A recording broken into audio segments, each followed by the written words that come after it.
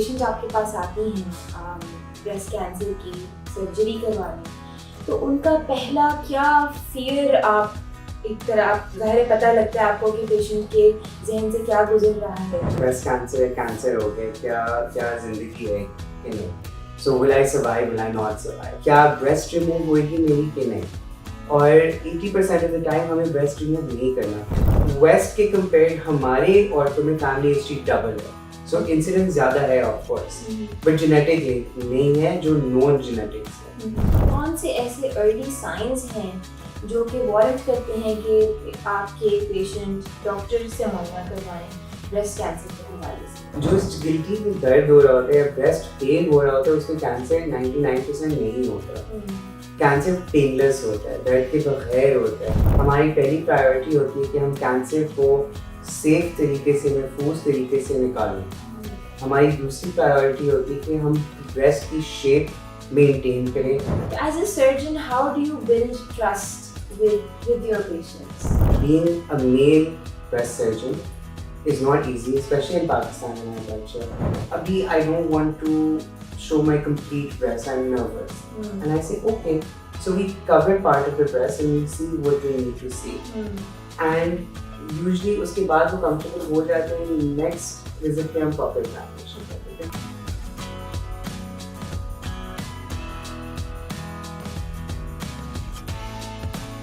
Assalamualaikum, I am Dr. Zara, your host for Health Hour today. आज हमारे साथ एक सर्जन मौजूद हैं जो कि ब्रेस्ट रिकंस्ट्रक्टिव सर्जरी करते हैं और मेरे सीनियर भी हैं यूनिवर्सिटी के, तो मैं बहुत एक्साइटेड हूँ उनसे गुफ्तगू करने के लिए. डॉक्टर विशाल रज़ा, कैसे हैं आप? I'm good, ji. Thank you so much. How are you? Alhamdulillah. Thank you so much for making the time during Ramadan. My pleasure. So I have some questions lined up for you जो कि हमारी जितना common है breast cancer और ज़ाहिर आप specialist हैं इसमें, तो हम आपसे गुफ्तगू करना चाहेंगे इस बारे में. सबसे पहले मुझे ये बताइए कि जब पेशेंट आपके पास आती हैं ब्रेस्ट कैंसर की सर्जरी करवाने, तो उनका पहला क्या फियर आप एक तरह आप ज़ाहिर पता लगता है आपको कि पेशेंट के जहन से क्या गुजर रहा है, तो what are the patient's first thoughts when she comes to you with breast cancer? So I think वो fear के ना 3 stages हैं जो मैं देखता हूँ. पहला fear होता है कि breast cancer है, कैंसर हो गया, क्या क्या जिंदगी है कि नहीं. So will I survive, will I not survive? So जब आप उस fear को address कर लेते हो, फिर within seconds the second fear comes जो है कि क्या breast remove होगी मेरी कि नहीं. और 80% of the time हमें breast remove नहीं करना पड़ता. तो जब हम कहते हैं कि नहीं रिमूव नहीं होएगी, तो तीसरा फियर आ जाता है कि अच्छा अगर हम ब्रेस्ट नहीं रिमूव करेंगे तो क्या कैंसर वापस आ जाएगा. सो इट्स वो एक बिल्कुल एक साइकिल है. आपके 3 फेजेस ऑफ फियर होते हैं पेशेंट्स के, टिपिकल पेशेंट के, जो ये इट्स लाइक दैट. और एक कंसल्टेशन में आगे तीनों चीज़ें एड्रेस कर रहे होते हैं यूजुअली. तो आपके ख्याल में इन तीनों में से सबसे बड़ा fear is it the cancer और सर्वाइवल इटसेल्फ, या फिर ये कि ब्रेस्ट कंजर्व होगा नहीं होगा, या वापस आ जाएगा cancer? It's a interesting question. बात ये है कि आई थिंक ये बहुत एज डिपेंडेंट है. तो जो मेरी यंगर पेशेंट्स होती हैं 30s में, लेस देन 30, उनका फियर होता है कि ब्रेस्ट तो नहीं होता जाएगा.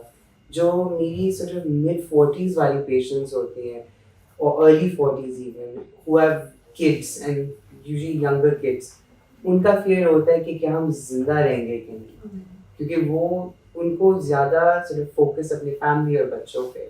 सो I think the fears also depend बहुत ज़्यादा उम्र के लिहाज से कि किसकी क्या उम्र है और उनकी प्रायोरिटीज.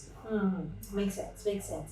तो we see a lot of breast cancer in Pakistan, बहुत ज़्यादा rampant है compared to other parts of the world. Why are our women at such a high risk?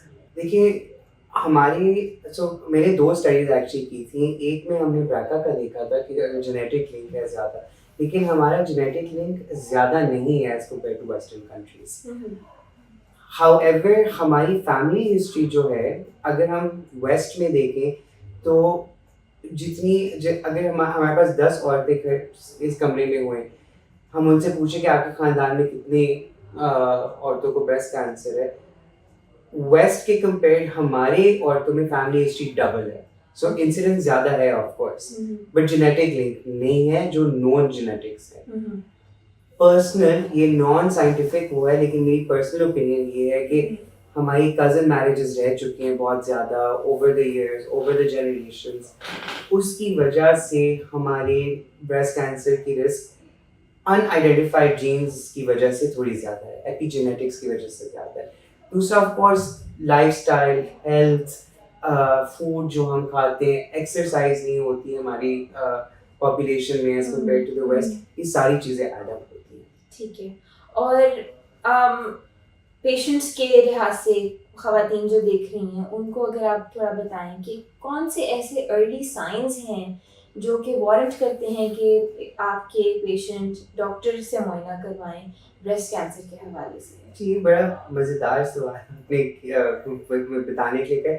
अक्सर मेरे पास जो पेशेंट आता है 90% वो आता है पेन के साथ, कि दर्द हो रहा है या कोई गिल्टी है उसमें दर्द हो रहा है। जो इस गिल्टी में दर्द हो रहा होता है या ब्रेस्ट पेन हो रहा होता है उसमें कैंसर 99% नहीं होता। कैंसर पेनलेस होता है, दर्द के बगैर होता है। तो जो औरतें मेरे पास कैंसर के साथ आती हैं वो आती है जब कैंसर उनका स्टेज 2 स्टेज 3 हो चुका होता है, क्योंकि वो कहती छोटी सी गिल्टी थी, कोई दर्द नहीं था, तंग नहीं कर रहा था मुझे, तो मैं आएंगे। सो सबसे ज़रूरी ये चीज़ है कि अगर आपकी गिल्टी में दर्द नहीं हो रहा, आपको कुछ महसूस हो रहा है और उसमें आपको दर्द नहीं हो रहा, तो आप फौरी आके दिखाएं। दर्द से ज़्यादा ज़रूरी है कि बगैर दर्द की गिल्टी को दिखाया जाए, पेनलेस लंप को दिखाया जाए। बिल्कुल बिल्कुल। और जाहिर है गिल्टियाँ इतनी माइन्यूट भी होती हैं, ब्रेस्ट टिश्यू के इतना अंदर होती हैं जो महसूस नहीं होती, उसके लिए हम स्क्रीनिंग का कहते हैं। स्क्रीनिंग किस एज पे शुरू कर देनी चाहिए, और अल्ट्रासाउंड बेहतर है या मैमोग्राम बेहतर है? और मैमोग्राम के साथ कुछ लोगों का ये भी एप्रीहेंशन होती है कि उसमें रेडिएशन एक्सपोजर हो रहा है तो वो आपके लिए नुकसानदेह है, वो थोड़ा सा हमें मिथ बस्टिंग करते हैं हमारे। ठीक हो गया। सो रिस्क असेसमेंट हर औरत को करनी चाहिए आफ्टर द एज ऑफ 21, ठीक है? Some say 23, some say 25. हमारे पाकिस्तान में क्योंकि lower like there's a higher burden of breast cancer, मैं कहता हूँ 21 के बाद आप अपनी रिस्क असेसमेंट तो कराएं।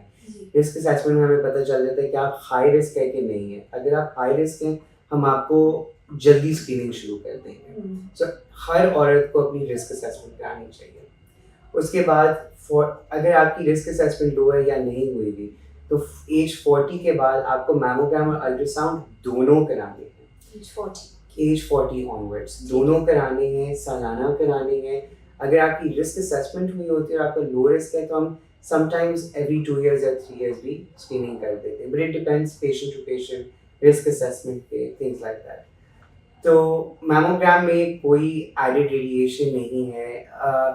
ऑफ कोर्स रेडिएशन होता है बट इसके नंबर्स हैं निकले हुए, and the amount of women who would be saved from cancer are very large as compared to the women who would die from a mammogram radiation induced cancer.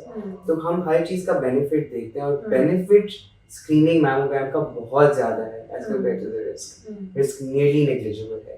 तो please हमेशा अपना mammogram और ultrasound कराएं 40 बार। After 40s every year अगर आपका high risk है, high risk assessment में ना भी है after 40 तो आपने कराना है, after 40 कराना ही है, अदरवाइज 21 से आप अपना रिस्क असेसमेंट करवाएं। ठीक है। और वो कौन से वाले स्पेशलिस्ट करेंगे? So the breast surgeon does that। आपका ये बहुत इम्पोर्टेंट है, ब्रेस्ट ऑन्कोप्लास्टिक सर्जन या ब्रेस्ट सर्जन, आपने क्वालिफिकेशंस देखनी है। ये things have changed। आज इधर आते हुए मुझे पता चला कि एक पेशेंट में जो रेफर हुई है अभी आते हुए, और वो एक बहुत वेल नोन ओल्डर गायनोकोलॉजिस्ट ने उनका ब्रेस्ट लंप निकाला, और वो ब्रेस्ट लंप उन्होंने टुकड़ों में निकाला, और उसके बाद अब हम उसको स्टेज नहीं कर सकते। अगर आप लंप पूरा नहीं निकालते, सही तरीके से नहीं निकालते और वो कैंसर निकलता है तो आप स्टेज नहीं कर सकते। तो choosing your doctor wisely is very important in today's day and age, and specialists मौजूद हैं for a reason।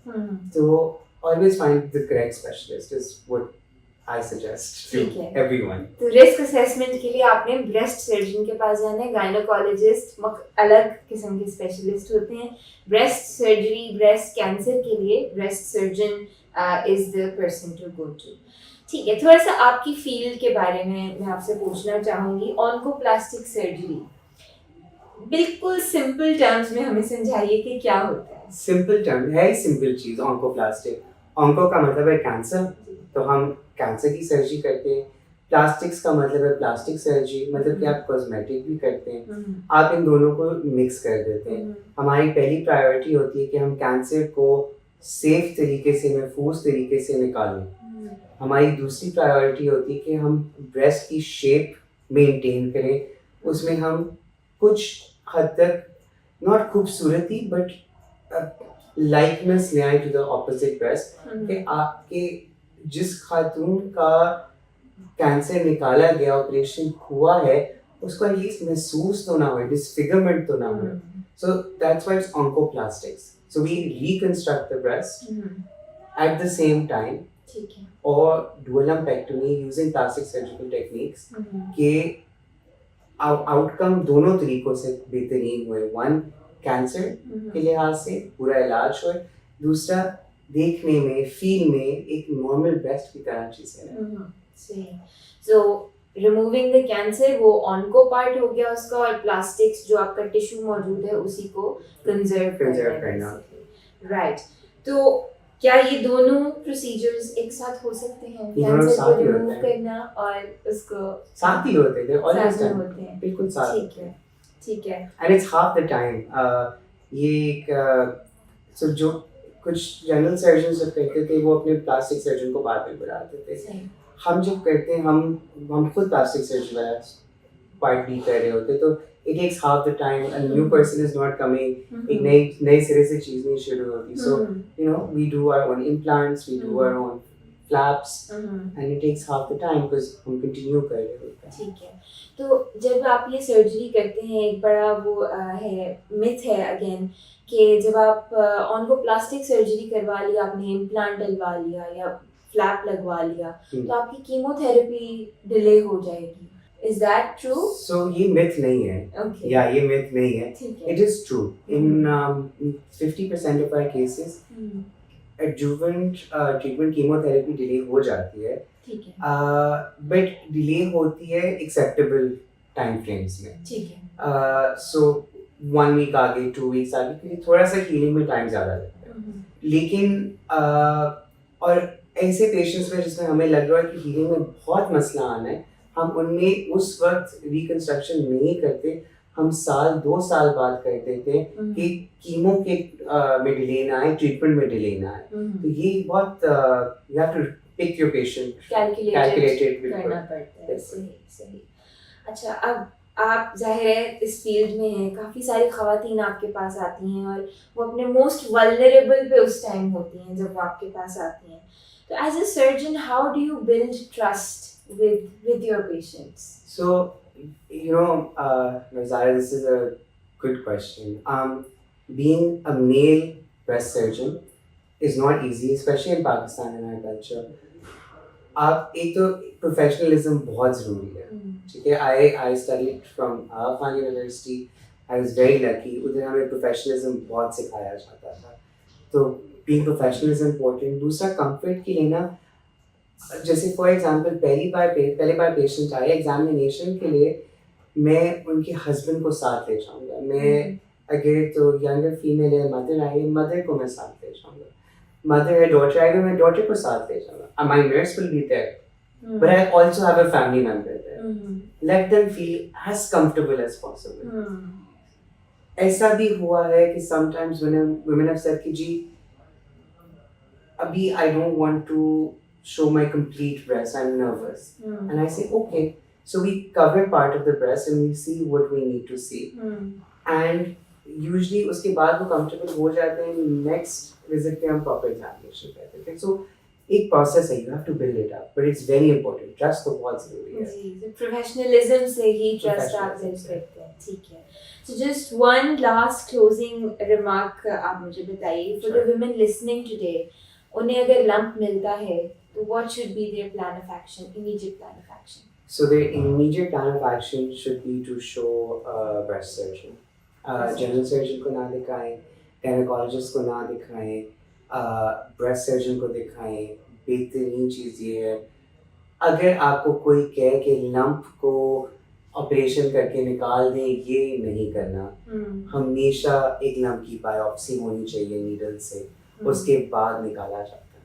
ठीक है. सो इमीडिएटली आपने ब्रेस्ट सर्जन के पास जाना है अगर आपको कोई लंप मिलता है अपने ब्रेस्ट में. Thank you so much doctor Vishal for your time and for My such pleasure. good advice. Thank you so much for watching in, tuning in, and we will see you next time.